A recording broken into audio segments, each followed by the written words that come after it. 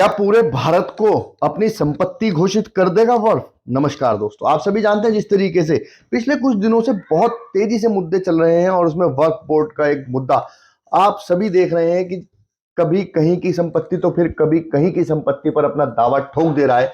अभी कुल 53 स्मारकों में से 43 को 2005 में ही वर्फ ने क्लेम कर दिया और उसका कहना था कि ये वर्फ की संपत्ति है। खास बात यह है कि उक्त स्मारकों को भारतीय पुरातन विभाग के द्वारा संरक्षित किया जा रहा है। और जब ऐसा कोई मामला सामने आता है कि भारतीय पुरातन विभाग के द्वारा उनको संरक्षित किया जा रहा है, उसके बाद वर्फ अपनी टाल ठोक रहा है। हम आपको बता दें कि वर्फ बोर्ड अपनी हरकतों से बाज नहीं आ रहा है। वह अपनी असीमित शक्तियों के बेजा इस्तेमाल करते हुए लगातार संपत्तियों पर अपना दावा ठोकता जा रहा है और कोई उसका कुछ भी नहीं कर पा रहा है।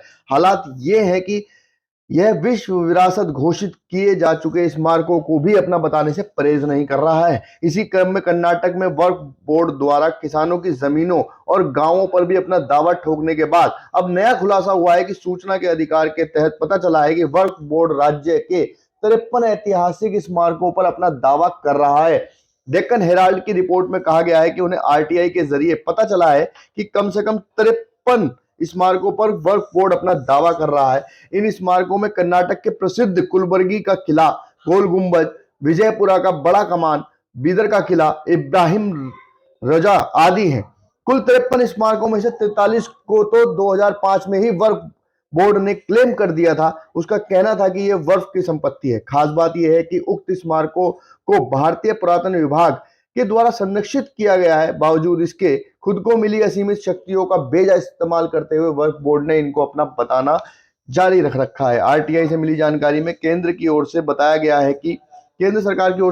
है कि वर्फ बोर्ड ने एएसआई से चर्चा किए बिना ही इन संपत्तियों पर अपना दावा ठोक दिया है।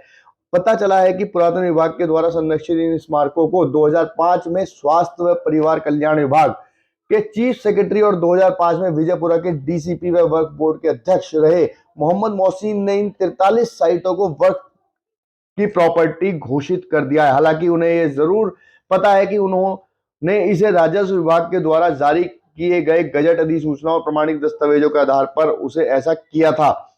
एएसआई ही है इन 53 स्मारकों का असली मालिक। हम आपको बता दें कि खास बात यह है कि प्राचीन स्मारक और पुरातन स्थल अवशेष अधिनियम 1958 के नियमों में इस बात का स्पष्ट तौर से उल्लेख किया गया है कि इस तरह की संपत्तियों की देखरेख, उनके जीर्णोद्धार व संरक्षण का एकमात्र मालिक एएसआई ही है। एक बार कोई संपत्ति एएसआई के द्वारा संरक्षित कर ली गई हो तो उसकी ही हो जाती है और उन्हें गैर अधिसूचित करने का कोई प्रावधान नहीं है। एएसआई ने वर्फ बोर्ड द्वारा संपत्तियों पर क्लेम किए जाने को अवैध करार दिया है। पुरातन विभाग ने इसे अतिक्रमण करार दिया है। एएसआई कर्नाटक के कुछ वरिष्ठ अधिकारियों जिन्हें वर्फ के मुद्दों पर टिप्पणी नहीं करने का निर्देश दिया गया है, उनका कहना है कि एएमएएसआर अधिनियम के प्रावधानों के तहत केंद्र द्वारा संरक्षित स्मारकों के स्वामित्व स्थिति को किसी भी सूरत में बदला नहीं जा सकता। हम आपको बता दें कि किसानों की जमीनों पर भी वर्फ बोर्ड ने अपना कब्जा करने की कोशिश की है। कर्नाटक में कांग्रेस सरकार के संरक्षण में वर्फ